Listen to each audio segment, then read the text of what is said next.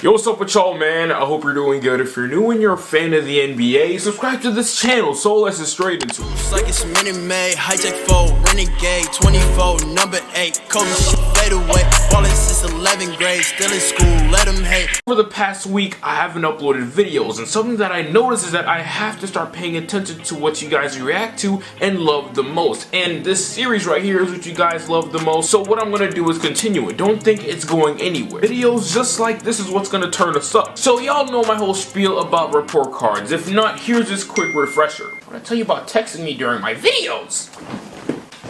Anyways, the refresher, check it out. One of the toughest moments of my overdramatic life. Bro, I'm saying I would be sweating bullets as soon as I walk into my house with that progress report in my hand. Because I know, as usual, either my mom or dad or whoever was home that day was waiting to assault my little behind with that belt, that wire, that sandal, whatever weapon was around them, they would use it to hit me. Hit me and beyond me because of how poor my grades used to be. But things weren't always like that because for most of my life, I wasn't always bringing in bad grades. These progress reports that we received throughout the school year are not final. None of it is. It's just something to let you know how you're doing currently in all your classes. It's basically a checkup, and today what we're basically going to be doing is applying that same idea to these NBA rookies. I do this series throughout the season as these rookies obviously progress. Now, if you were like me growing up and really didn't care that much about school, then you relate to me a lot. Once this time came out, once progress reports were sent home by your school or through the mail, even worse, and when it was time for your mom or dad to go ahead and take a look at it and sign off on it, showing that you did show your parents all of your grades, you already know what time it is. You're either getting spanked, slapped, whooped, grounded, or even worse, if you're African like me, bro, there's certain things that my parents did to me that I can't speak on the internet. Y'all gonna call it child protection services. So for some of your favorite rookies, you're either gonna have a really fun time watching them flex their grade, or it's gonna be kinda rough because I'm their parent today and I'm finna give them this weapon. That sounds kinda weird, I'm just kidding. But let's just get straight to it.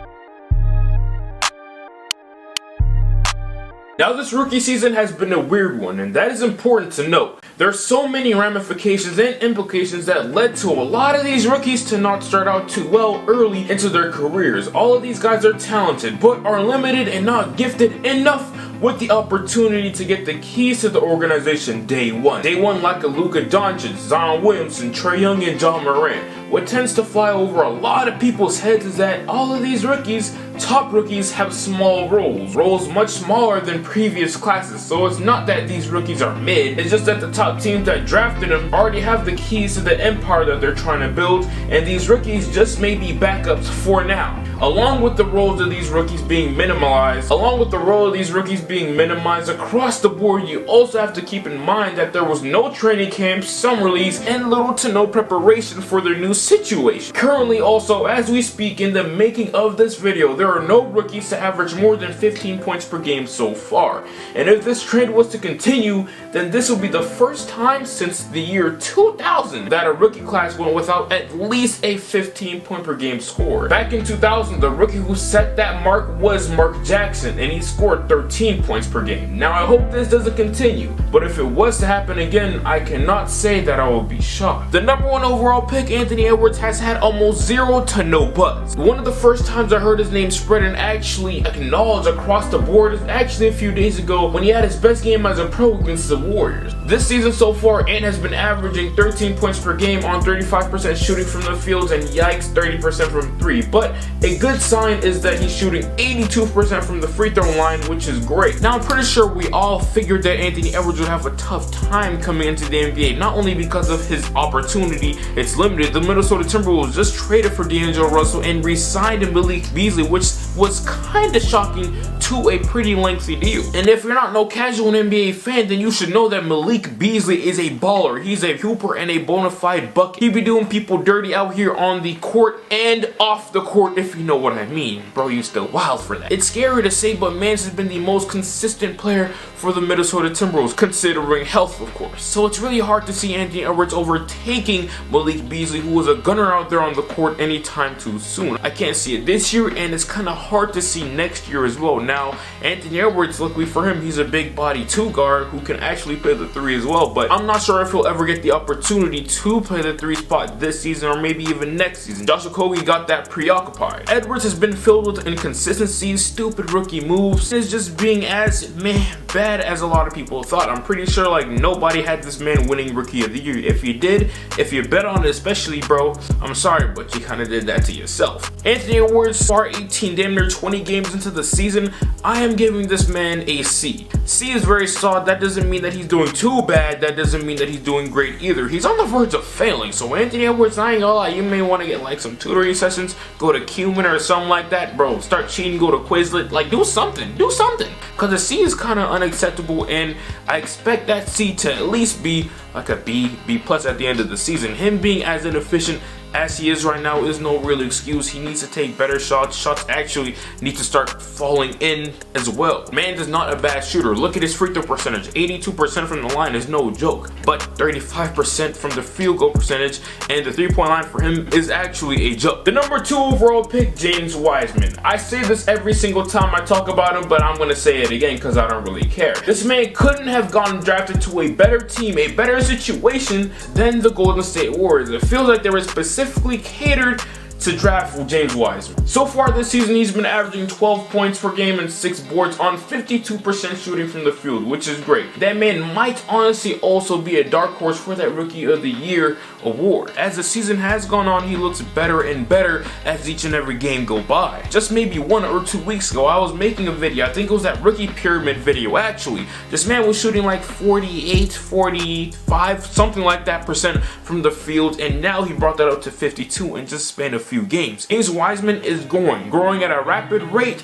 because of who he has around him. Steph Curry, Kelly Oubre, I'm just kidding, it's not like he's making a difference. But Steph Curry and Draymond Green. Draymond Green is by far the best mentor in the NBA that someone like James Wiseman, considering his weaknesses when it comes to IQ and all that stuff, could have. Now, of course, James Wiseman is sometimes frustrating to watch because his rebounding it should be a lot better, and also his hands need a lot of work. Like, he has butterfingers sometimes. But outside of that, like, as the season goes on, man's is like 19, 20 years old. He should improve. There's no reason as to why he shouldn't improve. Something else that I really want to point out is how this man right here has been showing glimpses of that unicorn potential that all these YouTubers used to talk about just like 2-3 years ago, calling him the next Anthony Davis. This man is not looking like Anthony Davis. He's looking more Giannis type, if you ask me. What I just said just now, was that me trolling or was that me being for real? Who knows? I really don't know, to be honest either. But what I do know, what I want you to know, is that James Wiseman deserves a B+. The number 3 overall pick, LaMelo Ball, has been averaging the most impressive stat line, if you ask me, so far this rookie season. He's been averaging 11 points and 6 boards and 6 assists, all under 24 minutes per game. So many have been complaining about LaMelo Ball not being a starter this early into the season, and I may be one of the people who have been complaining about him not starting as well, because sure as hell, I'm sure a lot of people can agree, he's been outplaying and outperforming their current starting point guard, Devontae Graham. Devontae Graham just doesn't hit the same. I don't know what's up with him. I don't know if he took a year off of the gym. Well, literally everybody did take a long time out of the gym because, you know, the whole panoramic that we're in right now. That was a joke. I know we're not in a panoramic. Pandemic, you know what I mean. But anywho, LaMelo Ball is one of the best players on their roster, and he's currently, if not the best guard, the second best guard, second to that man Terry Rozier, who's number 1. But you all know about LaMelo Ball. I shouldn't have to say much. He's a superstar waiting to unfold in front of all our eyes. There's nothing on the court, for the most part, that he cannot do at a really well rate. If you look at his creation skills, he's levels ahead than his brother Lonzo Ball. The only thing that he really needs to work on is his defense, of course, and limiting the turnovers. But as a young guard in the NBA, bro, you're like, something's wrong with you mentally if you expect a young guard to be cautious with turnovers into the NBA. Like, bro, any young point guard who was an excellent passer is going to have whoopsie-daisy moments hella often. It's just how it is, and I expect those whoopsie-daisy moments to reduce as time goes on. That's just what happens. Now, LaMelo does absolutely have to work on his efficiency. Like, he's shooting 40% from the field and 30% from the 3-point line, which is not bad, but it's not good, and that 40% field goal percentage should go up. I'm honestly surprised that it's not lower, but couple bad shooting games here and there, and he's below 40%, so he needs to get that back up. But considering what a lot of people saw out of him in the NBL and how poor of a shooter he was, it's interesting to see that he's more efficient in the NBA compared to overseas back in Australia. He's definitely up there and is going to maintain his 1, 2, or 3 spot. However you view some of the top rookies, LaMelo Ball is obviously going to be in that mix no matter what. So considering expectations and all that good stuff, LaMelo Ball has to have an A minus, okay, not an A plus. Disclaimer: nobody has an A plus in this video. These rookies are not going that crazy now. Patrick Williams, at first many thought the power forward, but really small forward,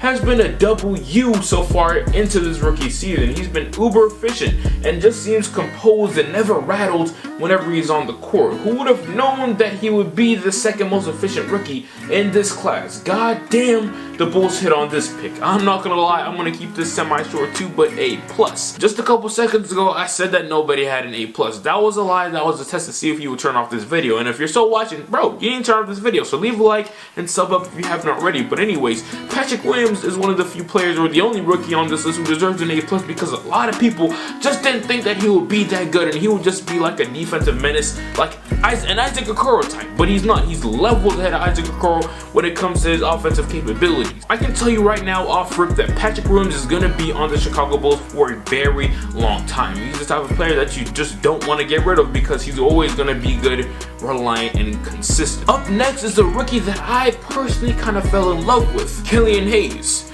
Boy oh boy, I have a lot to say about him. F, just kidding, next. Obi Toppin, I can't really give this man a grade because just like Killian Hayes, I'm just kidding, I didn't mean to give Killian Hayes an F, but just like Killian Hayes, we haven't heard much of Obi Toppin because he's coming back from injury actually, and his minutes are really limited. So I can't just grade him yet, but from what I can tell during preseason, he was actually looking really nice. His handle was a little bit better than I thought it was, and his pick and rolls and his face-up game was actually pretty productive. So who knows, he may be the comeback rookie of the year, if that's not an award. I don't know why I said that, but Obi Toppin in the next installment of this video could easily end up with a B or B plus. He's old, he's an older rookie, and older rookies just tend to do better than these 19, 20-year-olds. He's 22. That's enough about that Knicks rookie though. The real rookie that you need to be paying attention to on the New York Knicks is Emmanuel Quickley. Y'all should have been put on game. You ain't heard that these Kentucky guards are just simply built different? Literally. Mans was a mid-first round pick who's been making noise recently,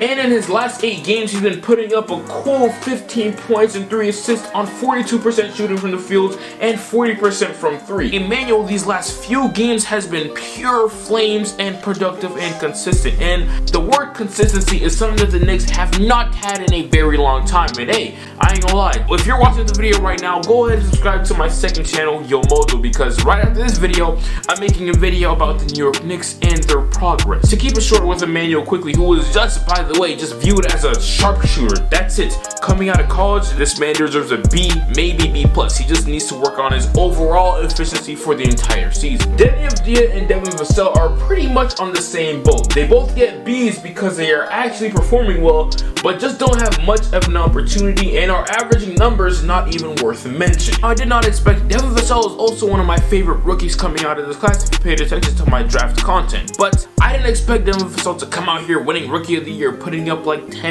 9 points in his rookie season. Like, no, he's with the Spurs. If you know about the Spurs, then bro, they got the young players unlocked for the most part. They like to develop and watch him grow and play the game the right way. And Vassell is just not ready yet according to the Spurs. So maybe next year or the year after that, or maybe even the year after that, bro, the Spurs are tedious. Then you'll see Vassell start to shine as a star, not a star, but a terrific two-way player in this league. And as for Avdija, bro, he's just in like a train wreck right now. Man's average like 20. Man's put up a game of 25 and 5, I believe, when Russell Westbrook and Bradley Beal wasn't playing. I just feel so sorry for him. He should be playing better and putting up better numbers, but he just literally can't because Westbrook is on his team and Scott Brooks is the coach. Like, what do you expect? A plus, A plus, A plus. That's all you need to know. The only rookie who deserves an A plus so far this season is Tyrese Haliburton. Dude is currently the leader for Rookie of the Year in my opinion, and has everything going his way to attest to that. Putting up 11 and 5 on elite efficiency